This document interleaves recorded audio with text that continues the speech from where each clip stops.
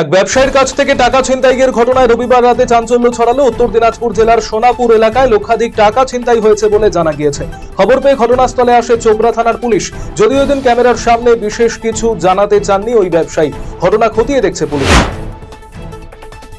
কলকাতা বিমানবন্দরে ব্যাহত বিমান পরিষেবা, দৃশ্যমানতা 50 মিটারের নিচে নেমে যাওয়ায় বিমান পরিষেবা ব্যাহত কলকাতা বিমানবন্দরে।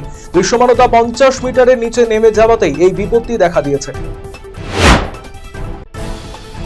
আবারও সাময়িকের জন্য বন্ধ করা হলো 2 জোড়া ট্রেন। সোমবার এমনই বিজ্ঞপ্তি দেখা গেল রায়গঞ্জ স্টেশনে। রেলের তরফে জানানো হয়েছে, ঘন কুয়াশার কারণে নির্দিষ্ট সময়সীমা পর্যন্ত এই 2 জোড়া ট্রেন আপাতত বন্ধ থাকবে।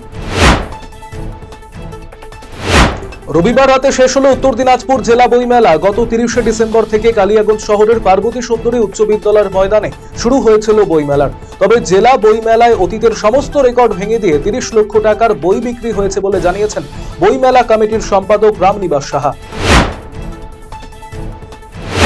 বিধ্বংসী আগুনে ভস্মীভূত গাজলের আলাল পঞ্চায়েতের লেলিননগর এলাকার এক গৃহস্থের বাড়ি এবং গুদামঘর। সোমবার ভোররাতে দাউ দাউ করে আগুন জ্বলে ওঠে তার বাড়িতে। মুহূর্তে আগুনের লেলিহান শিখা গ্রাস করে গুদাম ঘরেও। ঘটনার খবর পেয়ে ঘটনাস্থলে আসে গাজল থানার পুলিশ। আসেন গাজলের বিধায়ক চিন্ময় দেববর্মনও। কিভাবে আগুন লাগলো তা এখনো পর্যন্ত স্পষ্ট জানা যায়নি। পুলিশি তৎপরতায় ফাঁস মাদক পাচার চক্র। 2 কোটি টাকা মূল্যের ব্রাউন সুগার উদ্ধার মালদা টাউন স্টেশনে। এই ঘটনায় গ্রেপ্তার এক ধৃতকে সোমবার মালদা জেলা আদালতে পেশ করবে পুলিশ।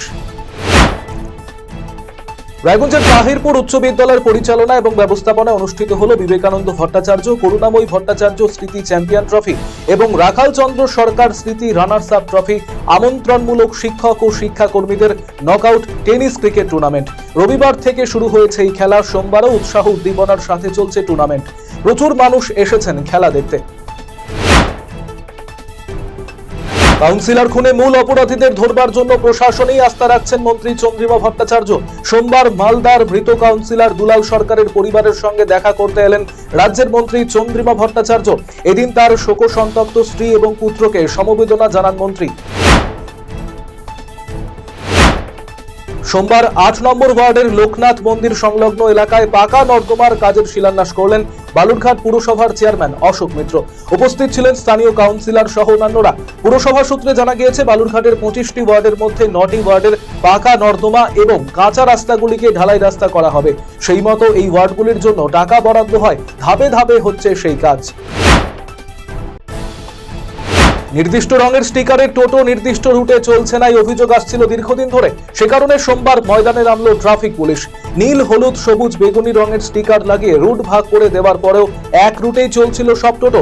আজ বেশ কিছু টোটোকে আটক করে জরিমানা করার পাশাপাশি তাদেরকে সতর্ক করে বলা হয় নির্দিষ্ট রুটে চালাতে।